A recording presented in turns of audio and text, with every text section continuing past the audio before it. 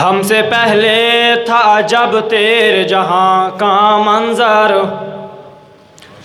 ہم سے پہلے تھا عجب تیرے جہاں کا منظر، کہیں مسجود تھے پتھر کہیں معبود شجر، خوگرے پے کرے محسوس تھی انسان کی نظر، مانتا پھر کوئی اندیکھے خدا کو کیوں کر،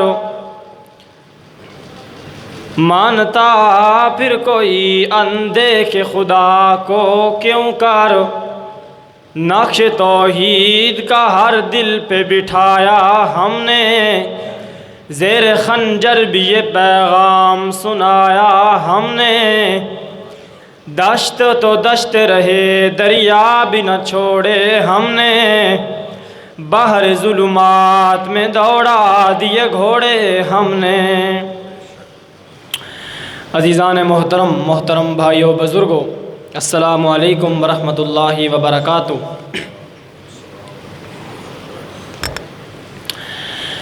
اللہ تبارک و تعالی کی بارگاہ لم یزل کے اندر دعا ہے کہ جو کچھ بھی بیان کروں اللہ کے قرآن اور اللہ کے پیغمبر کے فرمان کے مطابق بیان کروں، پھر اس کے بعد آپ حضرات کو اور مجھے اس پر عمل کرنے کی رب العالمین توفیق عطا فرمائے۔ عزیزان محترم بھائیو بزرگوں، پچھلے جمعۃ المبارک پر سیرت سیدنا عثمان غنی رضی اللہ تعالی عنہ کی تھوڑی سی روشنی آپ کے سامنے میں نے ڈالی تھی۔ آج کے خطبہ کے اندر بھی انشاءاللہ العزیز ان کی شہادت کا تذکرہ، ان کی سیرت کے کچھ سنہری موتی آپ کے سامنے ذکر کروں گا۔ اللہ تعالیٰ سے دعا ہے کہ ہمیں صحابہ اکرام کی سیرت پر چلنے کی توفیق عطا فرمائے اور ہمیشہ ان کے شان اور رفعت پر پہرا دینے کی توفیق عطا فرمائے۔ آج بغیر تمہید کے انشاءاللہ العزیز ایک دو باتیں ذکر کر کے اپنی بات کا آغاز کروں گا۔ میں نے پچھلے جمعے کی تمہید کے اندر بھی یہ بات ذکر کی تھی کہ ہمیں صحابہ اکرام کی عزت پر پہرا دینے کی ضرورت اس لیے ہے کہ ہمارا قرآن ثابت ہی تب ہوتا ہے جب صحابہ اکرام سب کے سب محفوظ ہوں، ہمارے پیغمبر کا فرمان ثابت ہی تب ہوتا ہے جب صحابہ اکرام سب کے سب سچے ہوں۔ اگر کوئی آج سیدنا عثمان غنی رضی اللہ تعالی عنہ کی شان پر یا سیدنا امیر معاویہ رضی اللہ تعالی عنہ کی شان پر کچھ بھی اپنے گندے ذہن کے مطابق لکھتا ہے تو ہم 100 باتوں کی ایک بات کرتے ہیں کہ لعنت اللہ علی شرکم۔ اللہ کے پیغمبر نے فرمایا تھا کہ جب تم دیکھو اذا رأیتم الذین یسبون اصحابی، جب تم دیکھو کہ میرے یاروں پر لوگ بکواس کر رہے ہیں، ان کو برا بھلا کہہ رہے ہیں، ان کی غلطیاں گنوا رہے ہیں، تو صرف ایک جملہ کہہ کر آگے گزر جاؤ کہ لعنت اللہ علی شرکم، تمہاری ان بے غیرتیوں پر اللہ کی لعنت ہو، فرشتوں کی لعنت ہو، پوری کی پوری انسانیت کی لعنت ہو۔ اگر وقت نے ہمارا ساتھ دیا، وقت نے ہمارے ساتھ بے وفائی نہ کی، تو انشاءاللہ ہم تلوار کے ذریعے بھی نکلیں گے تمہارے خلاف بالفرض۔ اور فی الوقت آج ہماری ذمہ داری یہ ہے کہ جو بھی صحابہ اکرام کے بارے میں بکواس کرتا ہے ہم اس کو اپنی زبان کے ساتھ جواب دیں گے۔ اگر وقت نے ہمارے ساتھ بے وفائی نہ کی تو انشاءاللہ ہمارے پاس اور بھی ہتھیار ہیں جواب دینے کے لیے۔ سیدنا عثمان غنی رضی اللہ تعالی عنہ کوئی عام شخصیت نہیں ہے، ہمارے تیسرے خلیفہ ہیں، اور یہ خلیفہ اپنی مرضی سے نہیں بنے، میں آگے ذکر کروں گا۔ جو حضرت فاروق اعظم رضی اللہ تعالی عنہ نے کمیٹی بنائی تھی 6 آدمیوں کی، اس کمیٹی کے مشورے اور اجماع کے ساتھ خلیفہ بنے تھے، اور وہ عام لوگ نہیں تھے۔ 6 لوگ جن لوگوں کو حضرت عمر فاروق نے منتخب کیا تھا، حضرت عثمان، حضرت علی، حضرت طلحہ، حضرت زبیر، حضرت عبد الرحمن ابن عوف اور سعد ابن ابی وقاص، یہ 6 لوگ ہیں جن کو حضرت عمر نے منتخب کیا تھا کہ تم نے جس بندے کو خلافت کے لیے نامزد کیا اس کو خلافت دے دی جائے گی۔ تو ان 5 بندے، چھٹے حضرت عثمان تھے، ان کے مشورے کے ساتھ حضرت عثمان غنی رضی اللہ تعالیٰ عنہ خلافت کے منبر پر تشریف لائے تھے۔ ایک چیز جو تاریخ اور احادیث کی کتابوں میں رقم ہے وہ ذکر کر کے انشاءاللہ میں آگے چلوں گا۔ فرمایا من جاء بالحسنۃ فلہ 10 امثالھا، من جاء بالحسنۃ فلہ 10 امثالھا ومن جاء بالسیئۃ فلا یجزا الا مثلھا وهم لا یظلمون۔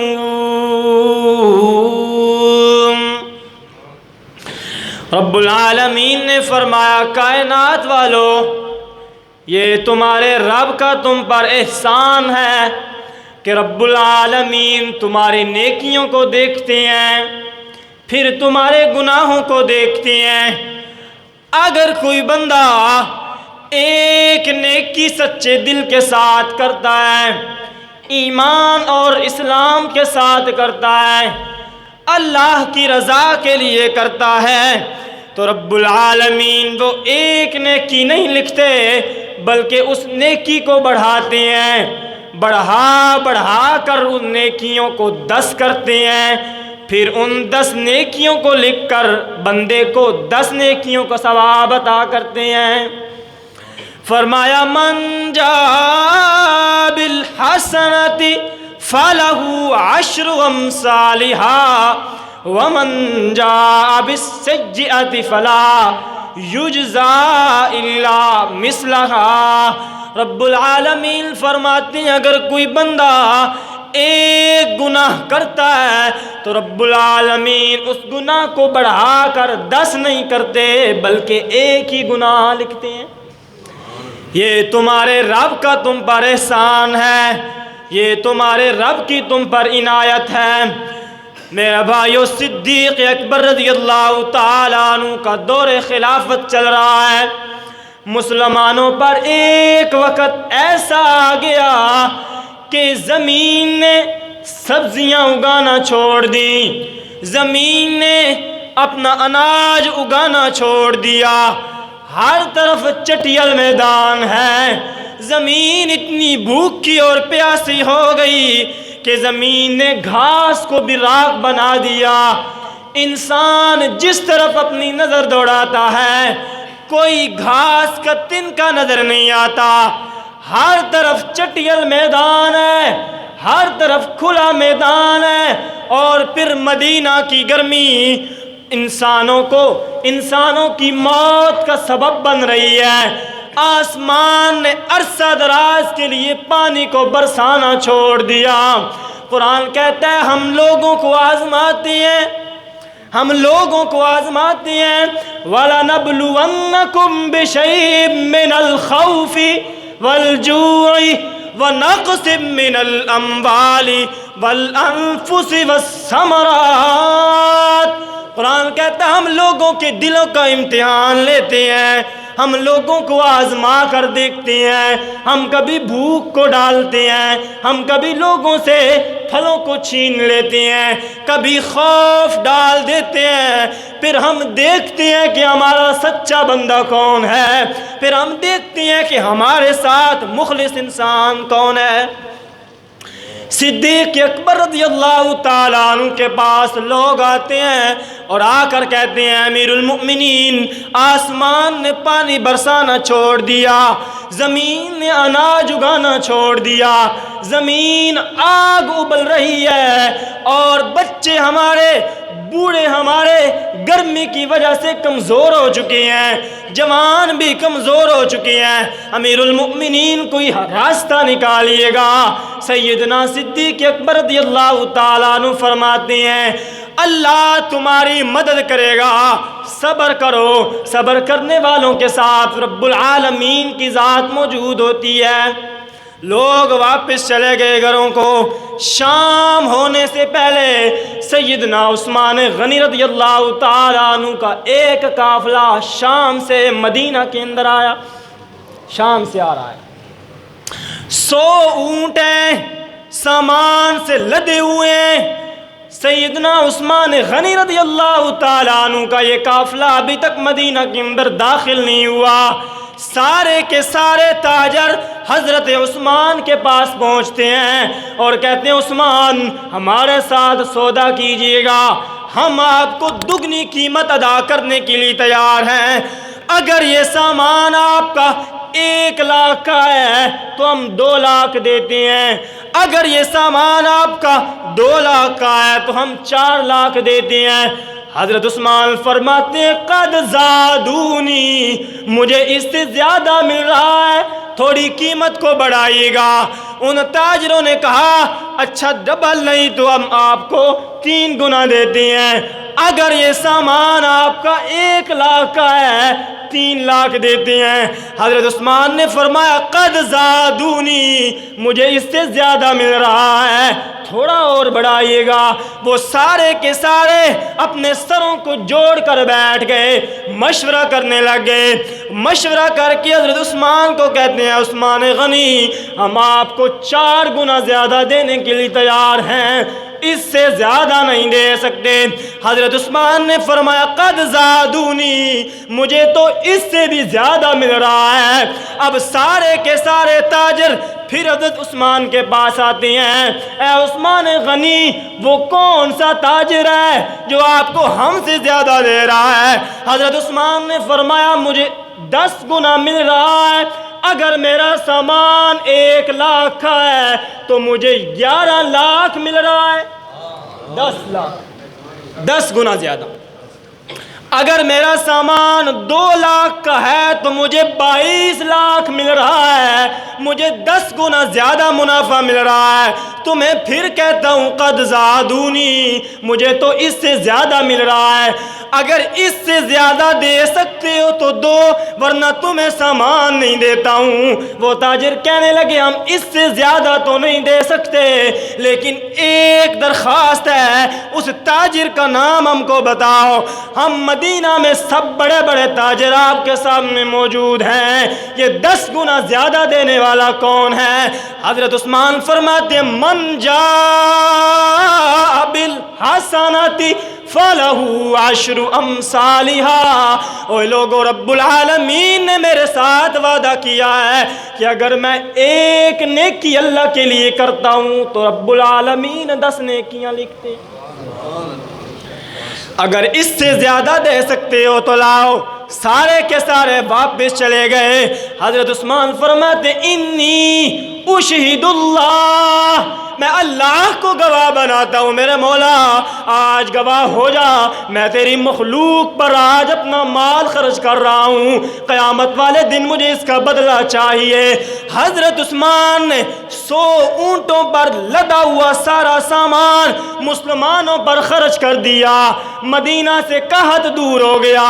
جب سارا سامان خرچ کر کے گھر جانے لگے نا تو دیکھا کہ سامان کی بوریاں تو ابھی موجود ہیں، وہ خالی بوریاں بھی پڑی ہیں۔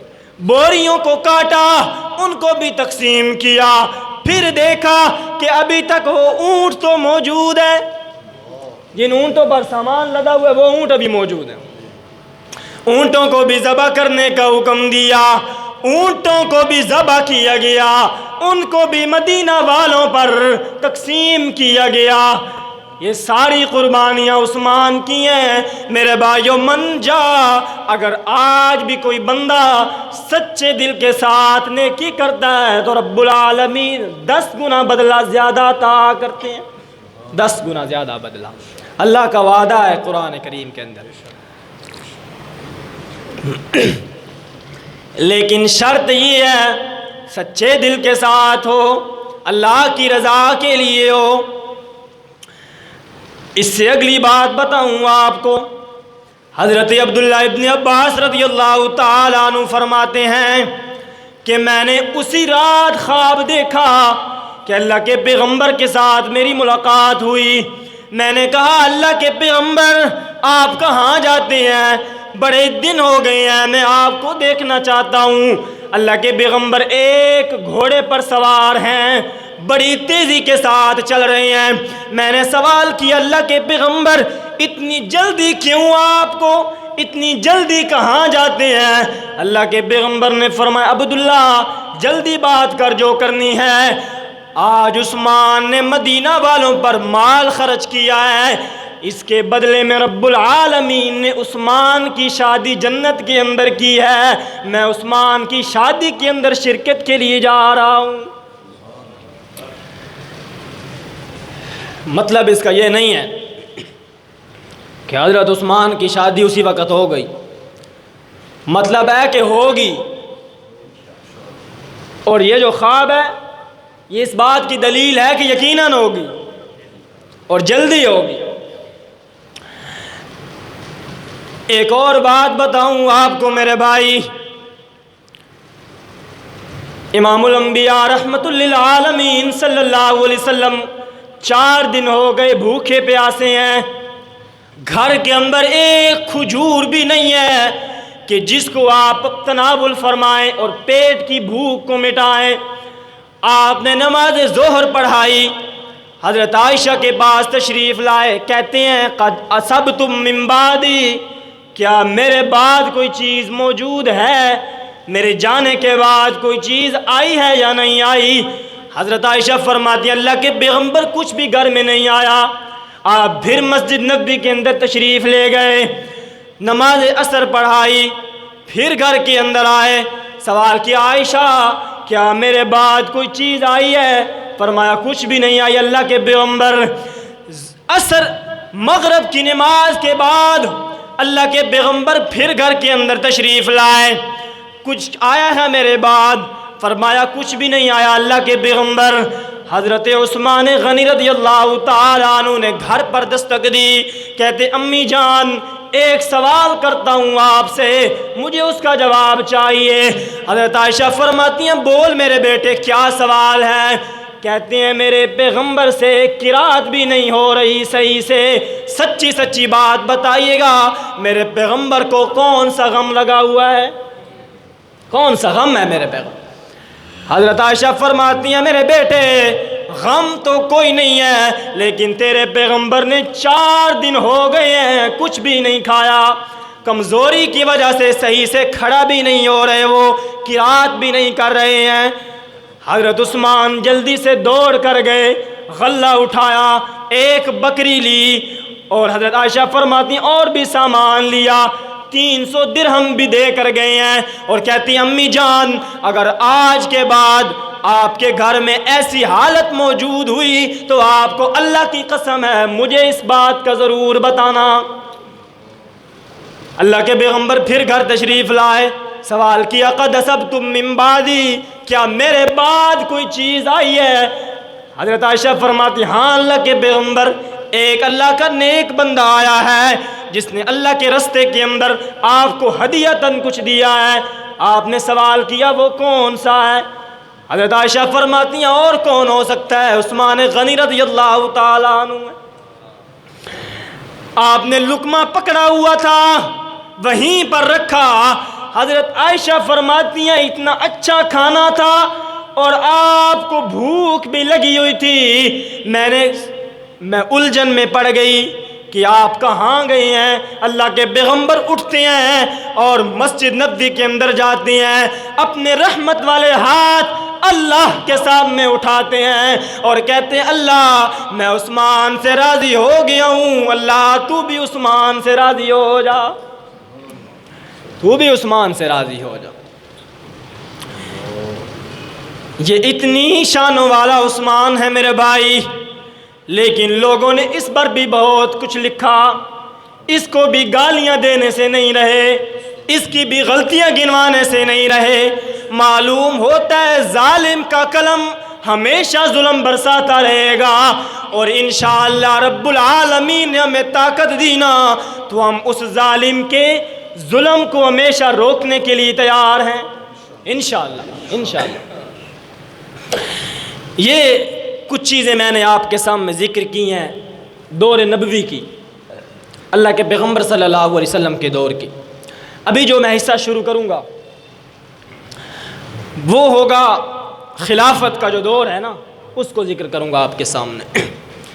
میں نے پچھلے جمعے بار بھی کہا تھا کہ صحابہ اکرام کے تذکرے ہم اس لیے نہیں کرتے کہ لوگ ہماری باتوں پر سبحان اللہ کہیں، نعرے لگائیں، اللہ اکبر کہیں، اس کی ضرورت ہمیں نہیں ہے، لوگوں کو ہے۔ صرف اس لیے کرتے ہیں کہ ہم لوگوں کو یہ بتانا چاہتے ہیں کہ یہ لوگ دین کے ساتھ مخلص تھے، سچے دل کے ساتھ انہوں نے ایمان قبول کیا تھا، دولت کے لالچ کے اندر نہیں، اللہ کی محبت کی خاطر یہ لڑے تھے اور شہید ہوئے تھے۔ شاید کہ اتر جائے تیرے دل میں میری بات، اقبال کہتا ہے دل سے جو بات نکلتی ہے وہ اثر رکھتی ہے، پر نہیں طاقت پرواز مگر رکھتی ہے۔ جو دل سے نکلی ہوئی بات ہوتی ہے اگرچہ اس کے پر نہیں ہوتے لیکن اڑنے کی طاقت رکھتی ہے، اگلے کے دل پر اثر کرتی ہے۔ ہو سکتا ہے ہماری بات بھی لوگوں کے دلوں پر اثر کرے اور لوگ اس بات کو سمجھیں کہ صحابہ اکرام قرآنی شخصیات ہیں۔ اگر صحابہ کی شان اور مرتبے اور مقام اور رفعتیں اور بلندیاں دیکھنی ہیں تو پھر قرآن کے ورقوں میں غور کرنا ہوگا، قرآن کے الفاظ میں غور کرنا ہوگا۔ امام الانبیاء رحمت للعالمین صلی اللہ علیہ وسلم کا مخلص صحابی حضرت فاروق اعظم رضی اللہ تعالیٰ عنہ کو جب ایک ایرانی مجوسی نے نیزہ مارا، خنجر مارا پیٹ کے اندر، آپ کا پیٹ چاک ہو گیا۔ صحابہ اکرام آپ کو شہد پلا رہے ہیں، دوائی پلا رہے ہیں، لیکن دوائی معدے کے ذریعے جاتی تو ہے لیکن آگے انتڑیوں کے ذریعے باہر آ جاتی ہے۔ آپ کی انتڑیاں کٹ چکی ہیں۔ صحابہ اکرام نے یہ دیکھا نا تو فاروق اعظم رضی اللہ تعالیٰ عنہ 6 بندوں کی کمیٹی بنائی۔ کتنے؟ 6 بندوں، اور فرمایا ان 6 بندوں میں سے کسی ایک بندے پر اگر اتفاق ہو جائے تو اس کو میرے بعد خلیفہ نامزد کر دینا۔ اصل میں حضرت عمر فاروق رضی اللہ تعالیٰ عنہ خلیفہ نامزد کرنا چاہتے تھے ابو عبیدہ بن جراح رضی اللہ تعالیٰ عنہ، کیونکہ وہ امین الامت ہیں، ان کا لقب ہے کہ وہ امت کے امین ہیں، بڑے سمجھدار بھی تھے، لیکن ان کا انتقال ہو گیا تھا حضرت فاروق اعظم کے زمانے ہی میں طاعون کی مرض کے ساتھ۔ کس کی؟ طاعون کی مرض کے ساتھ۔ ادھر ایک اور بات آپ کو بتاؤں، آپ کو پتہ ہے طاعون کا مرض کیا ہوتا ہے؟ کینسر کے پھوڑے نکلتے ہیں۔ کس کے؟ کینسر کے پھوڑے۔ آپ بتائیں جس بندے کو طاعون کی مرض کے ساتھ جس کی موت ہوئی ہو اس کی حالت کیسی ہوگی؟ منہ پر بھی پھوڑے ہوں، جسم پر بھی پھوڑے ہوں۔ تو جن لوگوں نے یہ معیار بنا لیا ہے کہ مرنے کے بعد جس بندے کا چہرہ یوں چمک رہا وہ ولی اللہ اور جنتی ہے، ادھر امین الامت ہے ابو عبیدہ بن جراح رضی اللہ تعالیٰ عنہ طاعون کی مرض کے ساتھ فوت ہوئے اور شہید ہوئے ہیں۔ اللہ کے پیغمبر نے فرمایا جو بندہ طاعون کی مرض کے ساتھ فوت ہوتا ہے وہ شہید ہے، شہید ہوئے ہیں لیکن جنتی ہیں۔ ادھر ہمارے ہاں جو معیار بنا ہوا ہے نا کہ مرنے کے بعد جس بندے کا جسم اور جس بندے کا چہرہ یوں چمک رہا ہو وہ جنتی ہے، اگر اس طرح نہ ہو تو وہ جہنمی ہے، یہ معیار غلط ہے، اس کو ختم کیجئے گا۔ 6 بندوں کی کمیٹی بنائی۔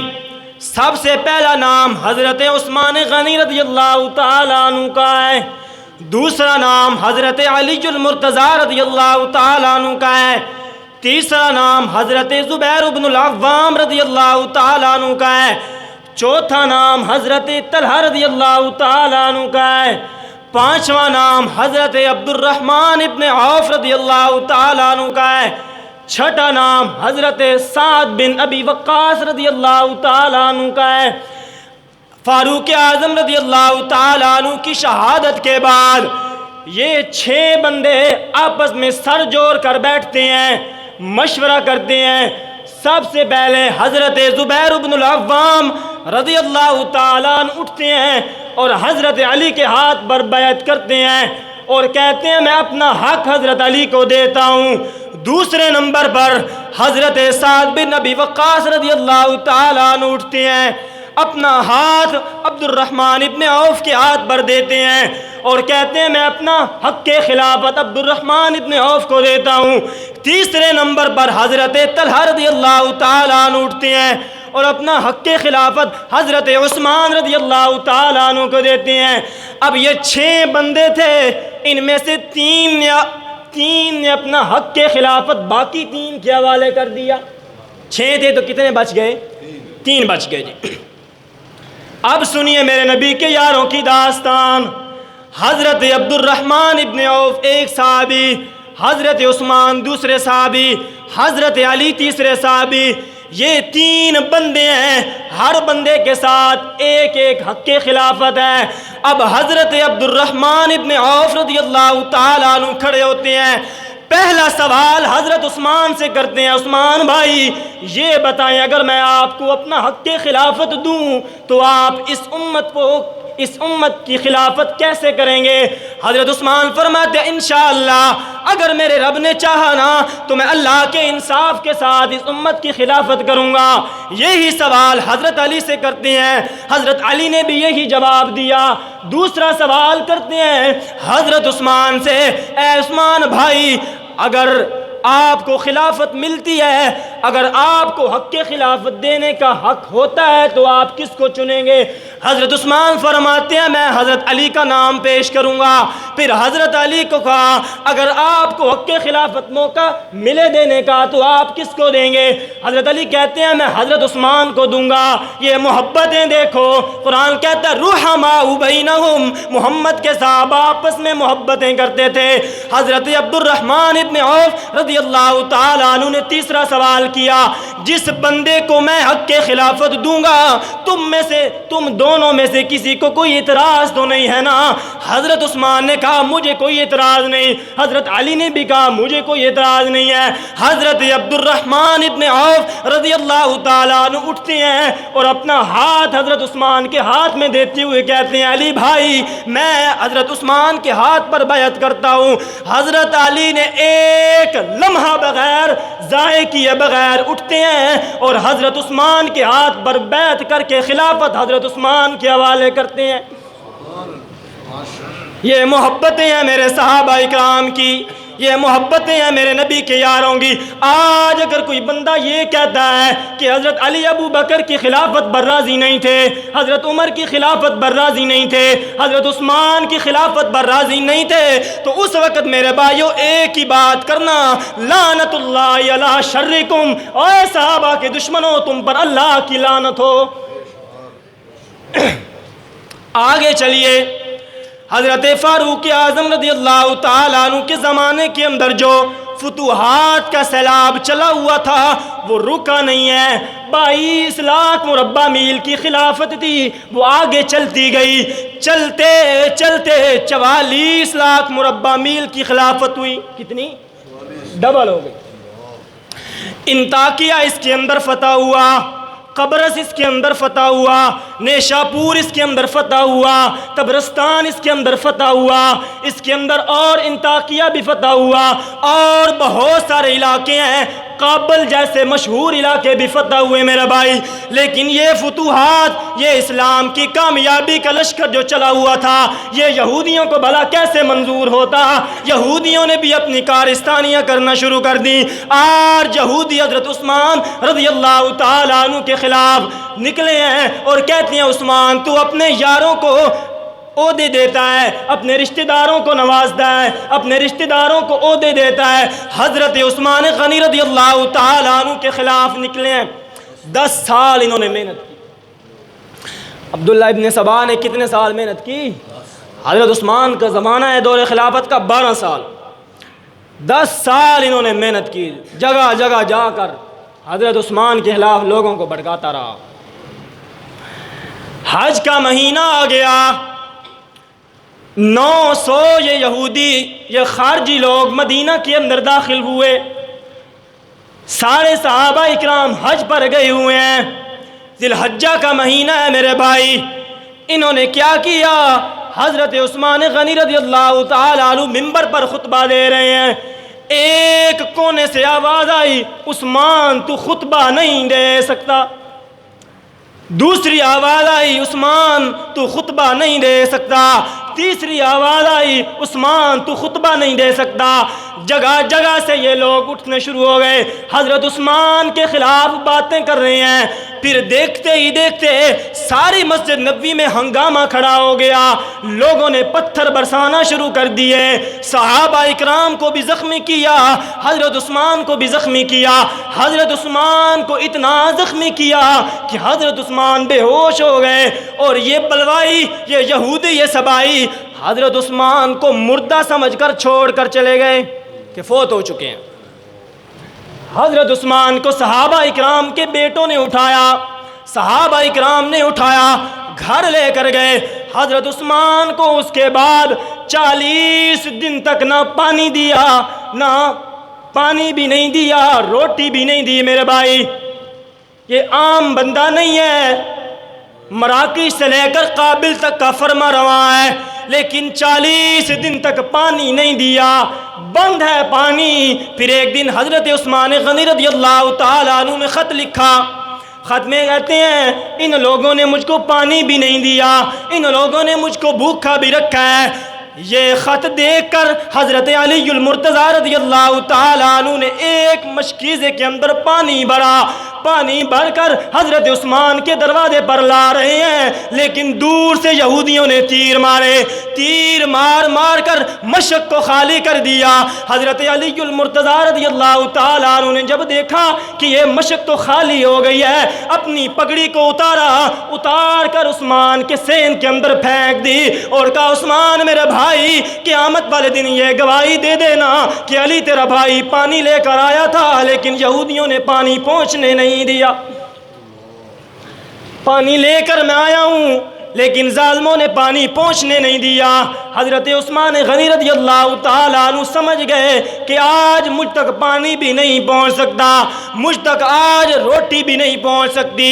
بھوکا پیاسا عثمان غنی رضی اللہ تعالیٰ عنہ بیٹھے ہیں۔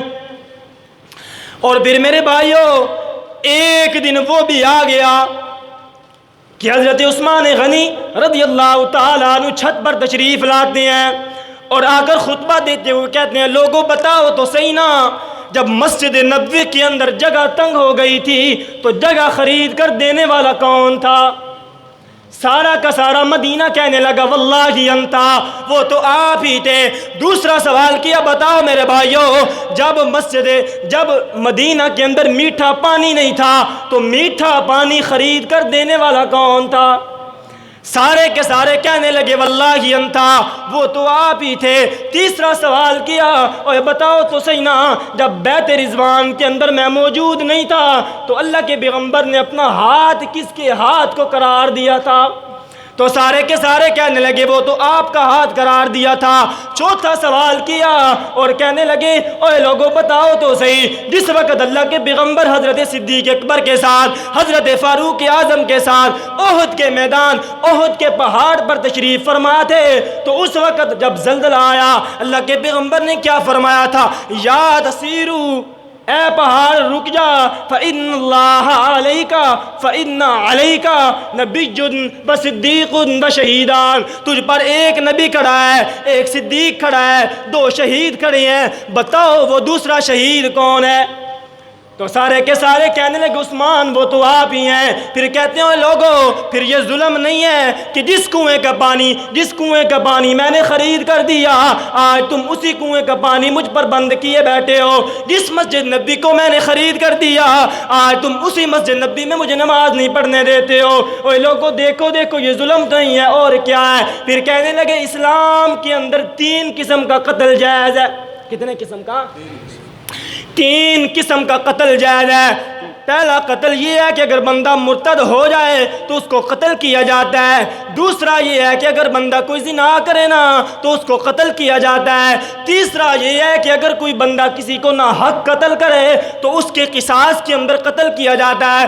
حضرت عثمان فرماتے ہیں میں نے زندگی میں کسی مسلمان کو ناحق قتل نہیں کیا، میں نے زندگی میں کسی گواری لڑکی کی طرف آنکھ اٹھا کر نہیں دیکھا، میں آج بھی گواہی دیتا ہوں کہ اللہ ایک ہے، محمد اس کے رسول ہیں، قرآن کو میں حجت مانتا ہوں۔ یہ تینوں باتیں میرے اندر نہیں پائی جاتی ہیں، اب بتاؤ تو صحیح میرے قتل کے پیچھے کیوں پڑے ہو؟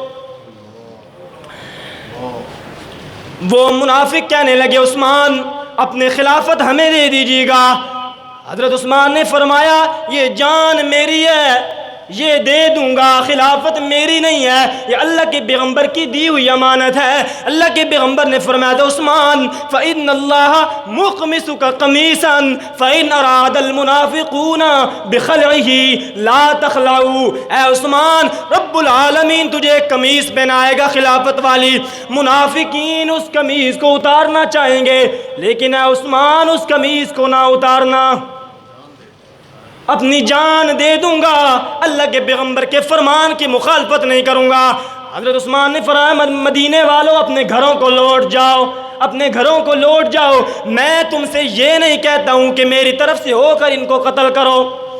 حضرت علی بار بار آتے ہیں اور کہتے ہیں عثمان بھائی آپ حکم کیجئے گا، ہم اپنی فوج کو بلاتے ہیں، ان منافقین کا سر قلم کر کے رکھ دیتے ہیں۔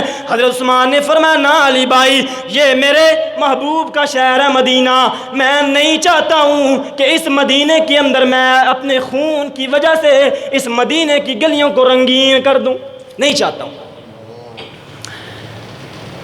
آخری دن آ گیا، جمعے کا دن آ گیا میرے بھائی، حضرت عثمان غنی رضی اللہ تعالیٰ عنہ کو خواب آتا ہے، اللہ کے پیغمبر خواب میں آتے ہیں اور عثمان کو کہتے ہیں عثمان تیرے پاس دو رستے ہیں، یا تو یہ ہے کہ ان لوگوں کے خلاف بد دعا کر یہ ہلاک ہو جائیں گے، دوسرا رستہ یہ ہے کہ روزہ تو نے رکھا ہوا ہے افطاری ہمارے پاس آ کر کرنا۔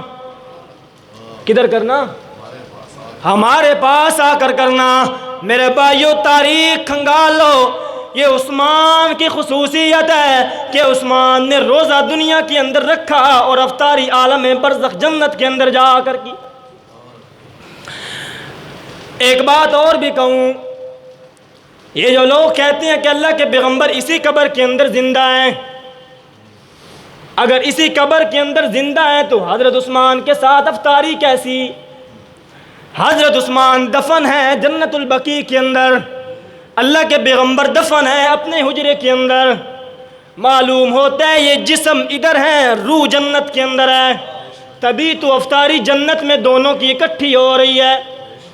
حضرت عثمان فرماتے ہیں علی بھائی میں نے دوسرا رستہ اختیار کر لیا ہے، صبر کروں گا اور افطاری اپنے پیغمبر کے ساتھ کروں گا، اور مجھے یقین ہے یہ دنیا ادھر کی ادھر ہو سکتی ہے، زمین اوپر نیچے ہو سکتی ہے، لیکن اللہ کے پیغمبر کی کہی ہوئی بات کبھی جھوٹی نہیں ہو سکتی۔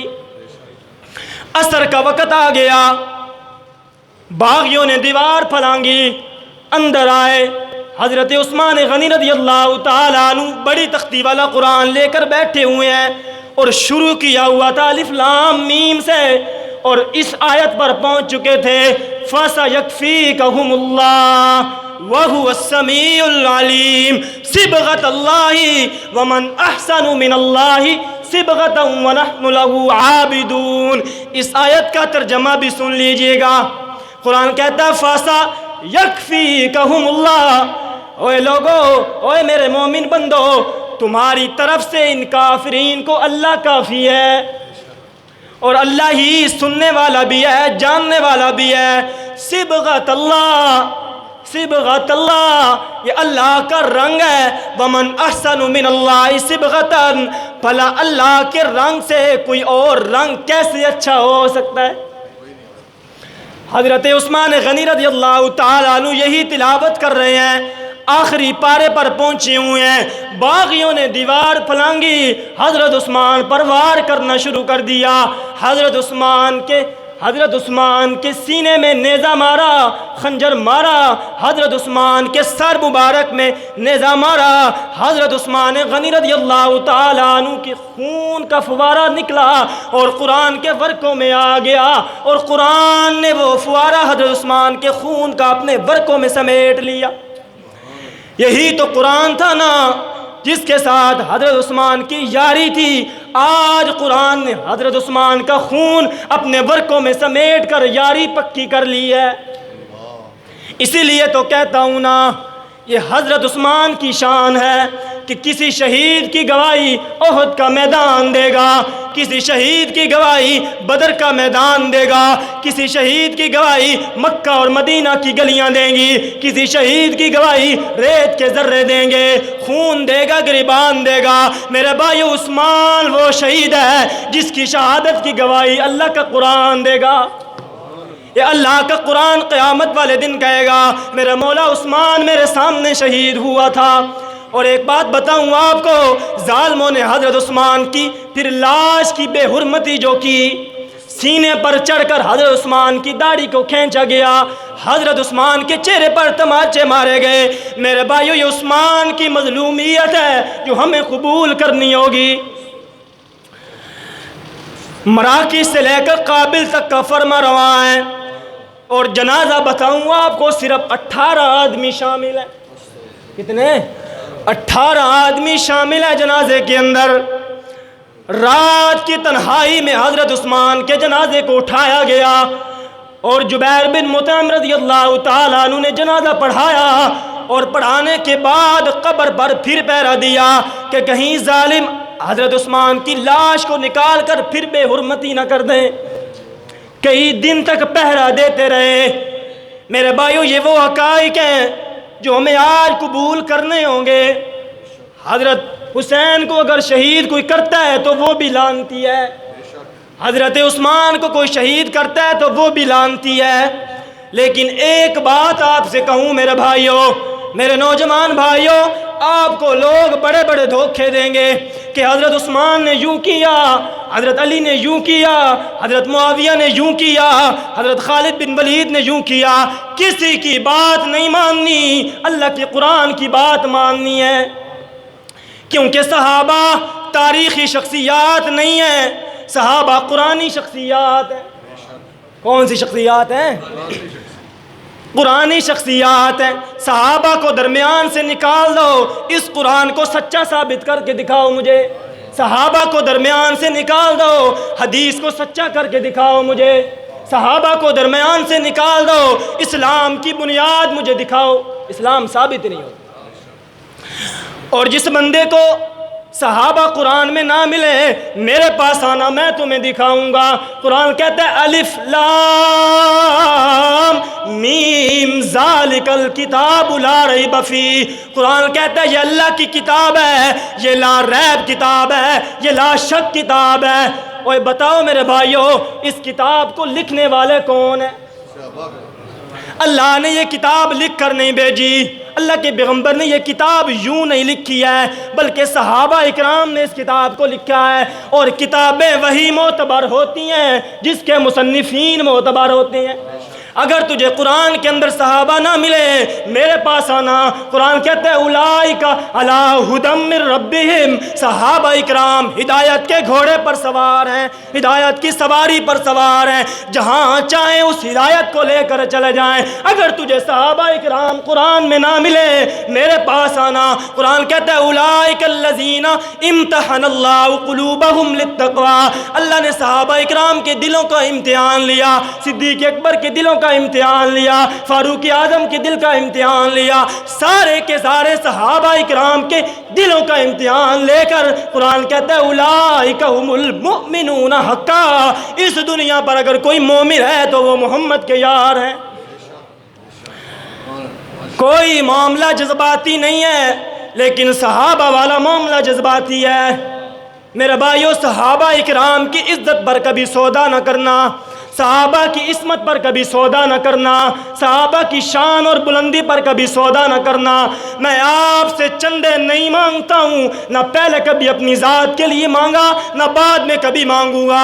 میرے بھائی ایک ضمانت مانگتا ہوں، جب بھی تمہارے سامنے صحابہ کی تکذیب کی جائے، صحابہ پر بکواس کیے جائیں، ایک ہی نعرہ لگانا، لعنت اللہ علی شرکم۔ اللہ کے پیغمبر نے فرمایا جس وقت تم دیکھو کہ میرے صحابہ پر گالیاں بکی جا رہی ہیں، جس وقت تم دیکھو کہ میرے صحابہ پر لوگ تانا زنی کر رہے ہیں، ایک ہی بات کرو، لعنت اللہ علی شرکم۔ تمہارے ان شرور پر، تمہاری ان بدگمانیوں پر کس کی لعنت ہو؟